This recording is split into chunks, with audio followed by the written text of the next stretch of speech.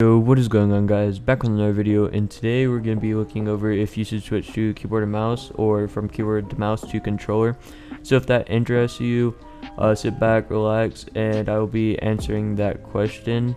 Enjoy. Okay guys, so I've made a graph to represent what I'm talking about. So this right here is a skill cap, all happy and stuff, which is this line right there.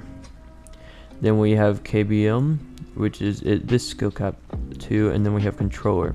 So what I mean like this is that when you're starting out on controller, you can't be as bad because you have stuff like aim assist, and this main part is just, I'm gonna say aim assist, which is helping you out. When you're starting out in KBM, you basically have nothing. You'll see some improvement in like editing day by day, but nothing really.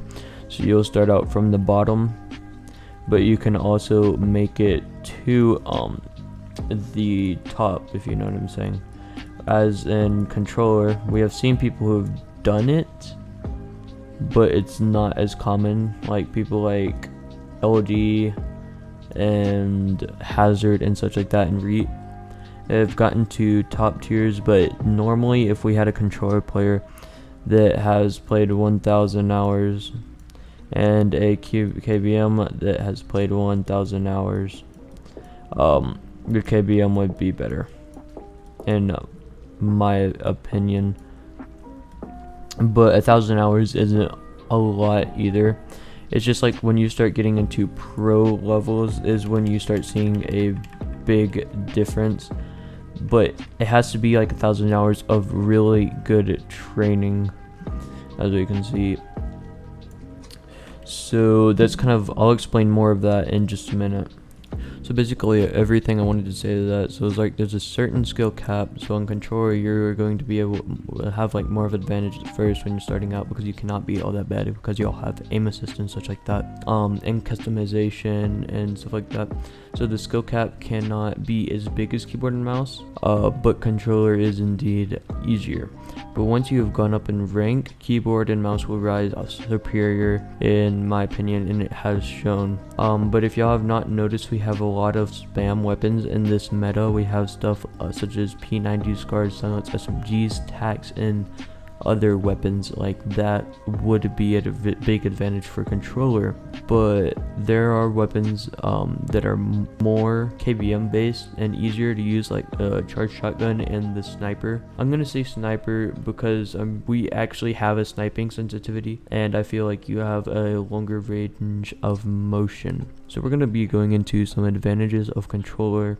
We can see that controller players have aim assist because they need it, because they're on 2 plastic sticks. I've seen that argument a lot, and it's very valid, because this is a big advantage, because you don't really have to train your aim. You just can hop into a creative or a pub and probably not have insecurities about your aim. You may have some insecurities, but a lot of the time aim assist will do the work with a little bit of your help as well. I'm not saying that aim assist does it all, but it helps out. And your aim potential can be high with the right sense, dead zones. Also, if you were to lower your dead zones, it does give you more aim assist. So if y'all have a dead zone of 20, I would recommend lowering it down. I know that y'all put high dead zones so you don't get as much stick drift, but you should consider maybe playing with stick drift and see how it goes. If it's unplayable, do not play with it. And focus on like the big advantage, because on KBM it is difficult to perform at a high aim potential without proper training and stuff. So we had one controller player, one KBM player that played a couple hours for the first time. The controller player would always have better aim, no doubt about it. So we're going on to the second advantage, and it says, like, as we all know, controller players have better movement because they can move in 250 more movements on controller than we can on KBM. And you can run completely sideways, which is a huge advantage in my eyes. But on KBM, you can buy special keyboards that give you analog movement and download programs at the same thing. If y'all wonder how to get 360-degree movement on KBM, I will leave a link in the description. There's just a guy who made a video on it without having to buy a new keyboard. Advantage number 3 is piece control. It is a big factor in this season, and I can see it being a big thing until Fortnite dies or people get tired of it, and it will only evolve from here. But the point I'm trying to make is that on controller there are more optimal binds, therefore it makes like it a easier way to learn piece control, because if your binds are optimal you can do a bunch of stuff at the same time. But if you have good binds on Kbm, you can do the same thing, but it will be easier on controller to learn if you have a basic knowledge of building. 4, you have customization, like full customization over your sensitivity except for sniper sense, if I'm not wrong. Epic, you should do something about that, in which you can customize your sensitivity and edit speed, build ADS, non-ADS, and your input curve and so forth, which is a big advantage. And I feel like keyboard and mouse players, like, they could have it, but it would make it so unbearable because they could have a slow aim assist and a fast edit sense, and the skill cap would have just went up from there. It'd be crazy. So now we're going to be looking at the disadvantages of controller. So once you start getting up in level in controller, you will hit a plateau or whatever, and it will be harder for you to improve than if you were to hit a plateau in Kbm, because you can't make such precise movements and such like that. It will be taking a lot more time than on Kbm, where Kbm it is harder to hit a plateau because you can learn such other things that are difficult to make precise movements on the sticks. The second one could be controller players are generally not as smart as Kbm. Hear me out. It's because controller players are most likely to take a 50-50 in in-game and any game, like not in-game but like any part of the game, and such, where keyboard players are not as consistent in their aim.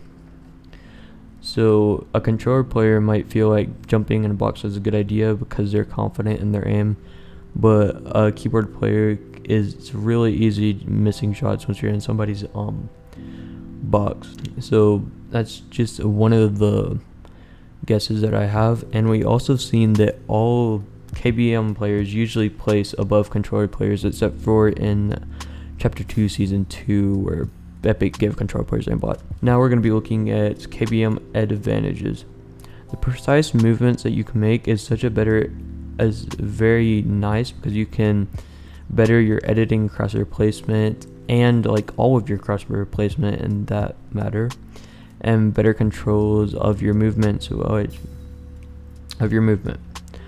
because you're using your arm and wrist to aim and edit and such like that and build.